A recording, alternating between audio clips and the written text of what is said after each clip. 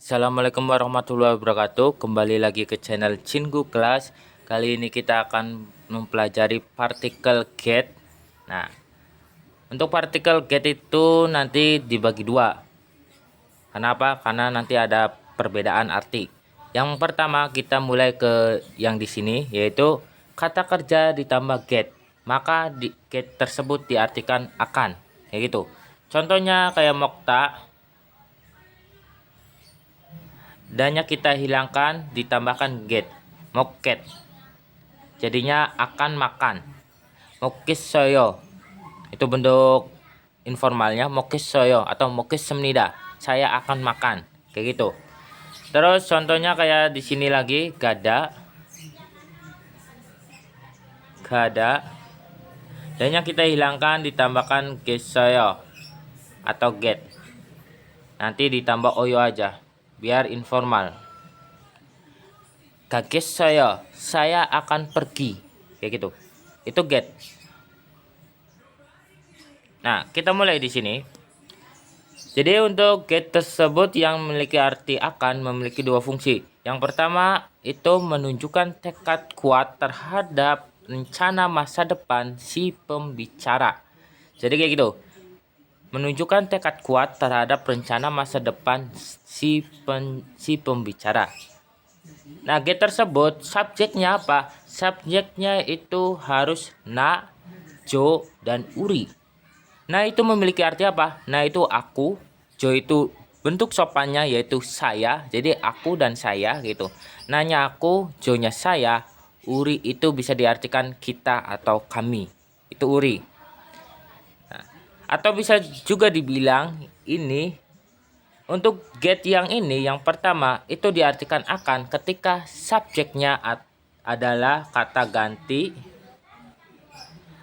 ganti orang pertama, yaitu saya, aku, dan kita, kayak gitu, ataupun kami. Jadi ada beberapa kata ganti semacam kata ganti orang kedua, kata ganti orang pertama yang contohnya yang ini. Terus kata ganti orang kedua, terus yang semacam kayak kamu, anda, mereka, itu kata ganti orang kedua. Kata ganti orang ketiga kayak gimana? Yang semacam kayak nama orang, Jihan, Jihansi, terus Fadlisi, Armansi, kayak gitu. Atau juga suatu benda semacam kayak hujan, biga mani ogisoyo, kayak gitu. Itu juga bisa. Nah, itu kata ganti orang ketiga. Namun untuk sementara kita mulai ke kata ganti orang pertama dulu. Karena nanti kalau kata ganti orang kedua sama ketiga itu ke video selanjutnya. Karena apa? Karena akan beda lagi artinya. Oke, kita pertama fokus ke get yang diartikan akan dulu. Nah, untuk get yang diartikan akan itu mengharuskan subjeknya adalah na, jo, dan uri, yaitu aku, saya, dan kami. Yang bisa dibilang itu adalah kata ganti orang pertama. Sampai sini paham? Oke, kita lanjut ke contohnya. Contohnya kayak gini. Jonan atau Jonan ore damberel cook atau cook. Jonan ore damberel cook ken kesmnida. Gitu. Kita ulangi. Jonan ore damberel cook ken kesmnida. Jonan itu saya, ore itu tahun ini, dambe itu rokok, kok itu pasti, ken kesemnida, ken itu artinya berhenti. Itu kenda dari kata asal kenda itu bisa diartikan memotong atau berhenti, stop itu. Tapi dalam konteks ini berhenti kayak gitu. Kesemnida itu akan. Jadi bisa diartikan tahun ini saya pasti akan berhenti merokok. Atau juga bisa kita artikan dari subjeknya dulu, saya pasti akan berhenti merokok pada tahun ini. Itu juga bisa sih. Kita ulang. Jadi kayak gitu. Kalau mau sesuai dengan SPOK, kita bisa artikan dari subjek dulu yaitu Jonan, baru ke predikat. Tapi ingat ada kata keterangan. Untuk kata keterangan yang di sini yang cook itu diartikan lebih dulu. Bedanya yang cook kata keterangan yang ini sama yang kata keterangan modifikasi yang ada G-nya. Kalau G itu predikat dulu baru yang kata keterangan yang G. Tapi yang untuk cook, aju, mani, dia itu kadang-kadang diartikan lebih dulu, kadang-kadang terakhiran, predikat dulu gitu. Terus kata keterangan, kadang-kadang juga kata keterangan dulu baru predikat. Tapi untuk kasus ini kata keterangannya diartikan lebih dulu. Jadi pasti. Jadi saya pasti akan berhenti merokok pada tahun ini. Karena keterangan waktu ore pada tahun ini. Oke. Terus kita ke kalimat kedua. Jonan 열심히 공부하겠습니다. Jonan jo itu saya, 열심히 akan bersungguh-sungguh atau dengan bersungguh-sungguh. Nah, ini juga termasuk kata keterangan. 열심히 dengan bersungguh-sungguh, 공부하겠습니다 akan belajar. Itu. Jadi saya akan belajar dengan bersungguh-sungguh. Nah, untuk cara bedain untuk nerjemahin kata keterangan mana dulu atau terakhir mana diartikan kata keterangan dulu, mana diartikan predikat dulu. Untuk sementara sih coba-coba aja. Jadi misal kayak kalimat kedua ini, 저는 열심히 공부하겠습니다. Kalau kita artikan lebih dulu, saya dengan sungguh-sungguh akan belajar. Kalau kurang enak, makanya 열심히nya kita artikan terakhiran. Jadi saya akan belajar dengan bersungguh-sungguh. Kayak gitu. Untuk awalan. Tapi kalau udah terbiasa, maaf kita ulangi. Jadi yang tadi. Jadi untuk awalan kita raba-raba aja dulu ya semacam tadi. Kalau kurang enak semacam kayak saya dengan bersungguh-sungguh akan belajar, maka artinya yang kata keterangan ini diartikan terakhiran, yaitu saya akan belajar dengan bersungguh-sungguh atau saya akan belajar dengan sungguh-sungguh. Kayak gitu. Terus kalau kita udah terbiasa, maka kita akan sudah menebak mana kata keterangan yang diartikan lebih dulu, mana kata keterangan yang predikat dulu baru kata keterangan. Kayak gitu sih. Itu cara untuk menerjemahin kata keterangan pakai feeling. Terus kita mulai di sini. Yang kedua, fungsi yang kedua. Jadi dalam kehidupan sehari-hari, kismnida atau get itu sering digunakan. Sering digunakan sebagai apa? Sering digunakan sebagai ungkapan atau pyoyon, ekspresi atau ungkapan, itu pyoyon. Pyoyon.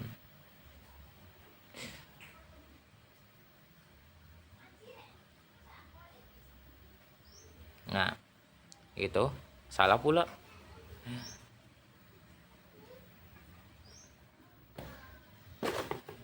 Pyohyon, kalau nggak salah kayak gini. Oke, jadi kayak itu.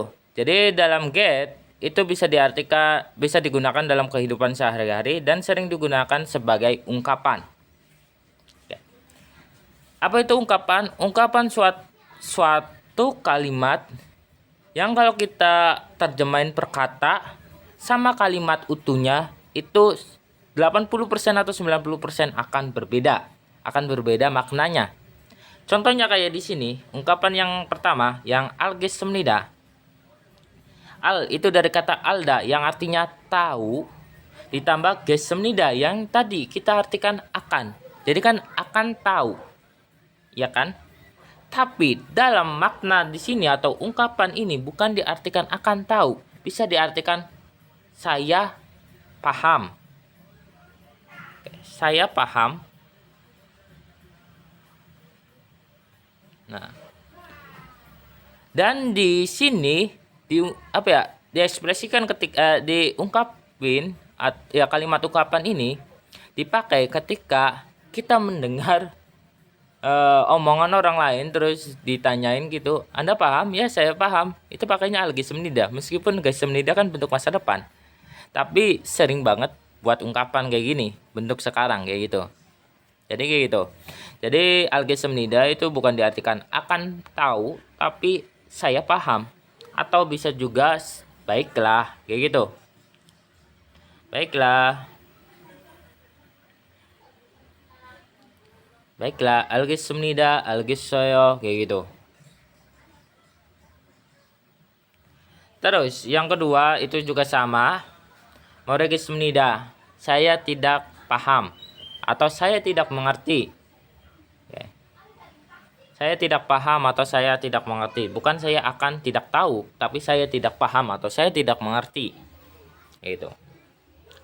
Terus ungkapan yang ketiga itu 처음 뵙겠습니다. Dari kata 처음 itu pertama kali, 뵙 itu dari kata kosakata 뵙다. Dari kosakata 뵙다.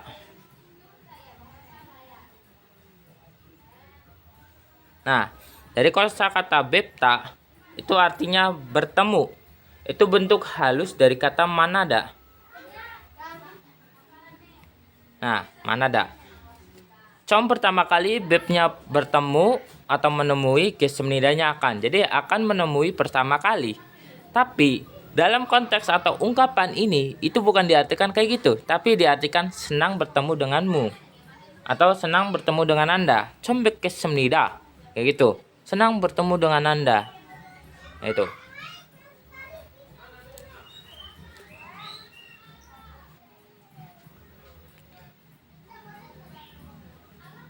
Com 뵙겠습니다.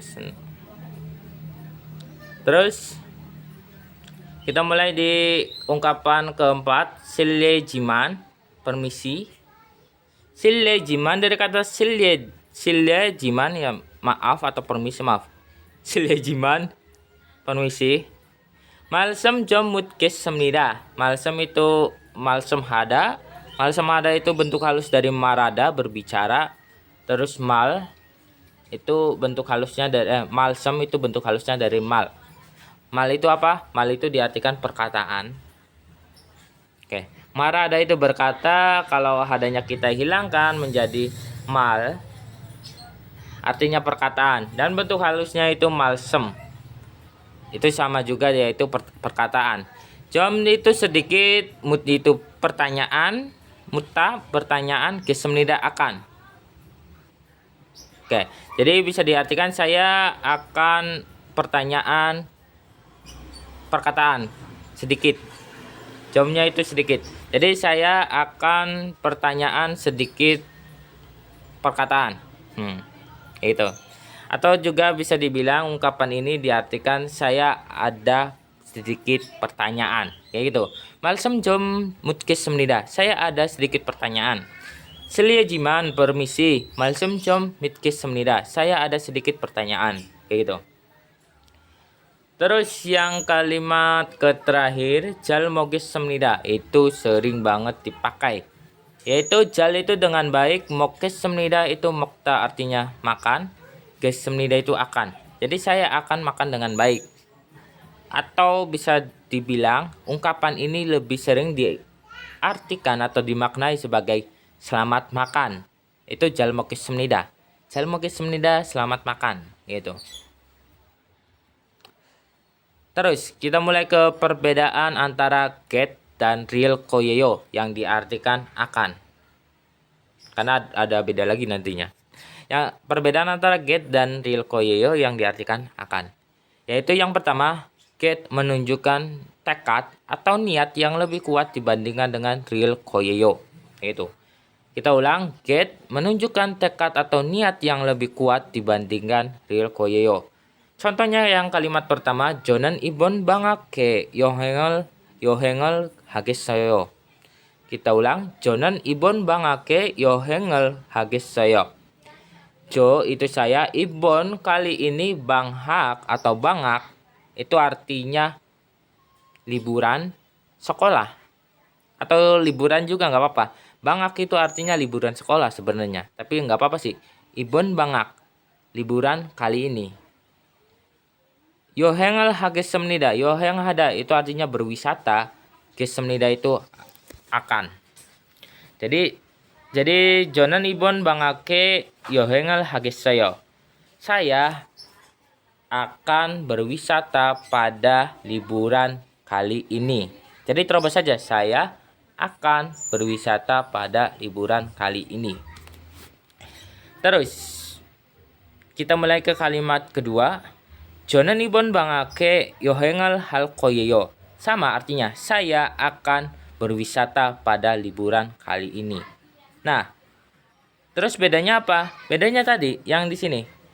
Yang pertama, kalimat pertama dan kalimat kedua itu sama. Itu benar semua. Bedanya cuman kayak penekanan doang. Yang kalimat pertama itu niat atau tekadnya itu kuat banget. Jadi saya akan bener-beneran gitu. Saya akan bener-beneran berwisata pada liburan kali ini gitu. Entah itu Pulau Jeju atau ke Jakarta ataupun yang lain kayak gitu. Tapi yang kedua, Jonan ibon bangake yohengel hal koyeyo. Dia cuman rencana doang gitu. Hanya menyatakan rencana tanpa penekanan pada tekad. Bisa dibilang kalau mau ngomong bahasa kasarnya sih asal bunyi gitu. Nah, saya liburan kali ini saya akan pergi berwisata gitu. Atau saya akan berwisata pada liburan kali ini. Meskipun ya pasti ya kalau nggak ada budget atau nggak ada teman ya pasti gagal. Ya, jadi nggak ada niat gitu, cuman kayak angan-angan doang gitu. Jadi lebih tekad atau lebih ada niatnya itu pakai geta kayak gitu. Terus yang kedua, untuk ungkapan yang sudah menjadi kebiasaan atau bentuk sopan baku menggunakannya get. Yang fungsi kedua yaitu jalmokis semnida, semacam terus sombekes semnida itu nggak bisa sama real koyeyo. Ungkapan-ungkapan yang seperti itu yang apa ya? Yang kalau kita artikan perkata sama perkalimat itu beda, itu nggak bisa kita gantikan menjadi real koyeyo. Kayak gitu. Intinya sih kayak gitu. Jadi contohnya semacam mani deseo, makanlah yang banyak, atau bisa juga ini ungkapan sih. Mani deseo.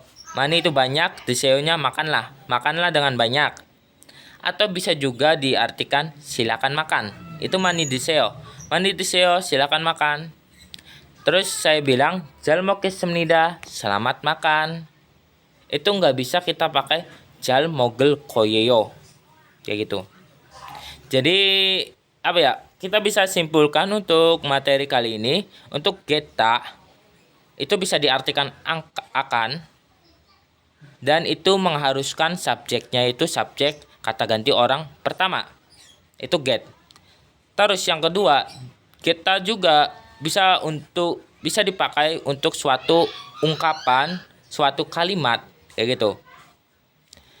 Nah, terus bedanya apa? Get sama real koyeyo. Kalau get itu lebih ada penekanan niatnya kayak gitu. Kalau real koyeyo cuman biasa aja, asal rencana doang. Kalau get itu bisa pakai tadi ungkapan, sementara real koyeyo itu nggak bisa menggantikannya kayak gitu. Oke, sampai sini materinya. Kalau ada pertanyaan silakan tanyakan di kolom komentar. Makasih. Wassalamualaikum warahmatullahi wabarakatuh.